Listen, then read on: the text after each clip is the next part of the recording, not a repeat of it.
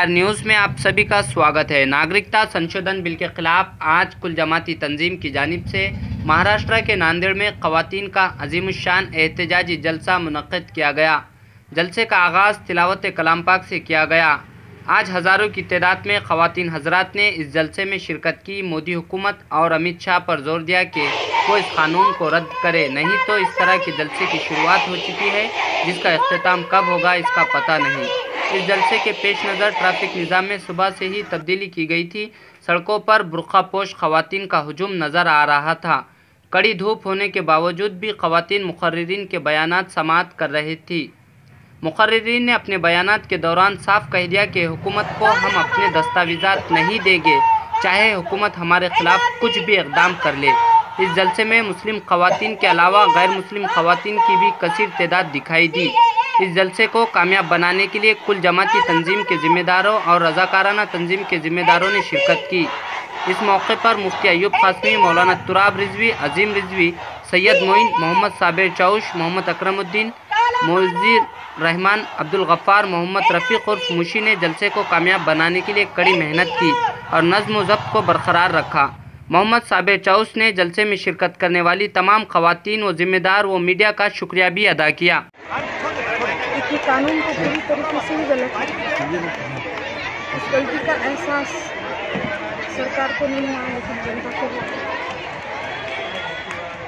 सरकारें अभी तक जितनी भी बनी है, ये सरकार ने जो फैसला लिया है, ये पोलराइजेशन और धर्म का पोलराइजेशन है।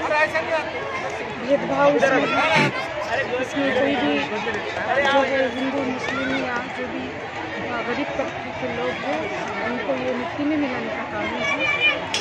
ये ज़िंदा रहेंगे या कैसे ज़िंदगी बसर करेंगे, इस घबराहट के मारे सारे लोग परेशान हैं, सारे देश की जनता परेशान है। तो हम इसीलिए इसका निषेध करते हुए ये सभा का आयोजन किया। उम्मीद है कि ये सारे जो लोग इकट्ठा हो रहे हैं उसके सरकार के ऊपर असर पड़ता है।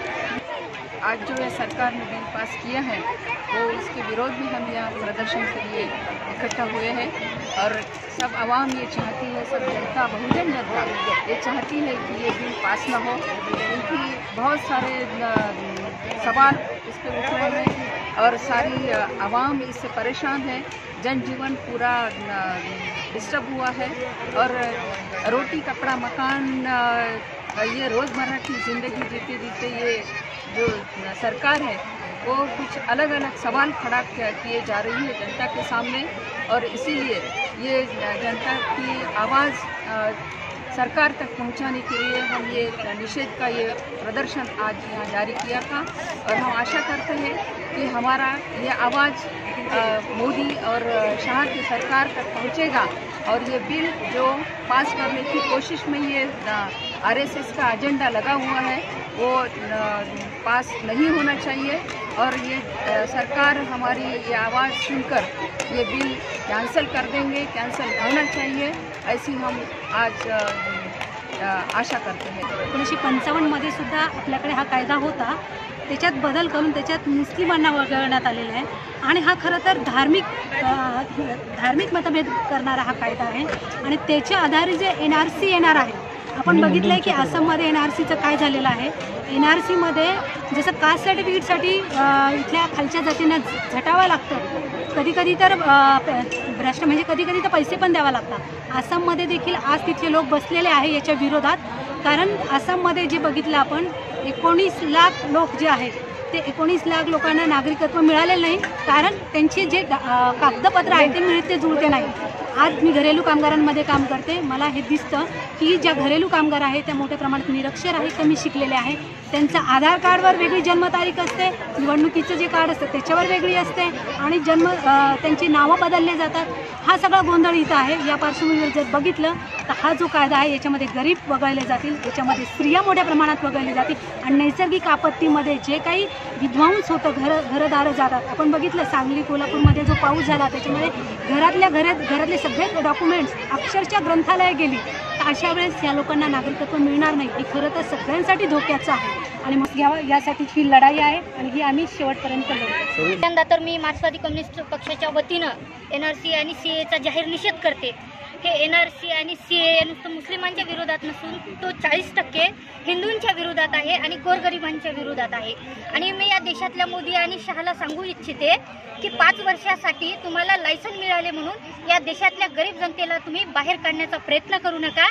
हे जे देश आहे हे देश फुले शाहू आंबेडकर भगतसिंग याच्या विचारावर चालणारा आहे। हे देश तुमच्या बापाचा नाही आहे, हे सामान्य जनतेचा, गरीब कष्टकरी जनतेचा देश आहे। यांच्या विरोधात जर कायदे घेत असाल तर आम्ही तुम्हाला सोडणार नाही। आम्ही तुम्हाला या देशातून, आम्ही तर इथेच राहील पण तुम्हाला पळवल्याशिवाय राहणार नाही। या ठिकाणी आव्हान करते, येत्या 8 जानेवारीला आम्ही पूर्ण देश बंद पाडणार आहोत हे सुद्धा सांगू इच्छिते। कामगार आणि कष्टकऱ्यांच्या विरोधातले जे धोरणं घेत आहेत ते मुस्लिम असतील, ते गरीब असतील, हिंदू असतील, शीख असतील, ईसाई असतील, या देशात फक्त 2 जाती आहेत, गरीब आणि श्रीमंती। आणि येत्या काळामध्ये 8 जानेवारी 2020ला पूर्ण भारत देश तुम्ही काय आम्ही बंद पाडणार आहोत असं आव्हान मी जनतेला करते। 8 तारखेला रस्त्यावर या आणि पूर्ण देश बंद पाड़ा। यहाँ देख रहे थे बहुत देर से, जब से यहाँ देख रहे हैं 4 घंटों से हजारों की तादाद में यहाँ औरतें, मुस्लिम, गैर मुस्लिम, सारे सिख ईसाई, हर इसका एक एकता मंच था। इस पर सब मौजूद थे। आपने इनके अंदर क्रोध देखा, इनके अंदर गुस्सा था CAA को लेकर, और इनका एक सबसे अहम नारा यहाँ था जो यही था कि हम मर जाएंगे, कागज नहीं दिखाएंगे। ये बात हुकूमत को समझ लेनी चाहिए कि हिंदुस्तान का हर जगह आग लगी है, जेलों में लोग जा रहे हैं, गोलियां खा रहे हैं, औरतें सड़कों पर निकल आ रही हैं, बच्चियां वो कर रही हैं। इस पर सारे नफ्सियाती अटैक हिंदुस्तान में हो रहे हैं। एक उथल पुथल इन्होंने मचा दिया। ये हुकूमत नहीं चला रहे हैं, ये अवाम को लड़ा रहे हैं, और इनकी साजिश दरअसल हिंदुस्तान को टुकड़े टुकड़े कर देना है। तो हुकूमत को ये समझ लेना चाहिए कि इस बिल को वापस ले। हमारा एक ही स्टैंड है और हमेशा रहेगा मरते दम तक कि ये CAA के हम खिलाफ हैं। इसमें जातिवाद किया गया, इसमें कॉन्स्टिट्यूशन 14 और 5 वो 10 का और 20 का, 15 और 14 का इसमें के आधार पर इसमें डिस्क्रिमिनेशन किया गया। हम इसका विरोध करते हैं, इसको रिजेक्ट करते हैं, और पूरी अवाम इसके खिलाफ है। हुकूमत को समझ लेना चाहिए कि उनका वक्त नहीं, हमारा वक्त है, युवा पीढ़ी का वक्त है, खवातीन का, महिलाओं का वक्त है, और हिंदुस्तान के नागरिक का वक्त है। हिंदू राष्ट्रीय बनाना चाह रहे हैं, और यहाँ के खासदार ने भी ऐसा कहा कि ये हिंदू राष्ट्रीय बनाना चाहिए। इसके लिए आपका क्या मानना है? आज हम देखेंगे सरकार के जो हम देखेंगे कि बीजेपी सरकार आज पूरी सत्ता में आई है, तो जो यूपी में मुख्यमंत्री के पद पर है वो एक कातिल बैठा हुआ है, और गृह मंत्री जो है वो कई कत्ल करके बैठा हुआ है, और प्रधानमंत्री की सीट पर एक जालिम हुकूमत बैठी हुई है। ये एक ना एक दिन ऐसा होने ही वाला था, बस हमें इंतजार था कि कब हम इनकलाब की आवाज उठाएं। प्राइम मिनिस्टर नरेंद्र मोदी जी, कितना इस देश को बर्बाद करोगे, कितना झूठ बोलोगे आप। आपने पहले झारखंड में खड़े रहकर कहा था कि हम जो है हम कपड़ों से पहचान लेंगे। दूसरे दिन बंगाल पुलिस के जरिए पता चला कि जो थे वो बीजेपी के आप ही के कार्यकर्ता थे। कितना जलील हो गए आप।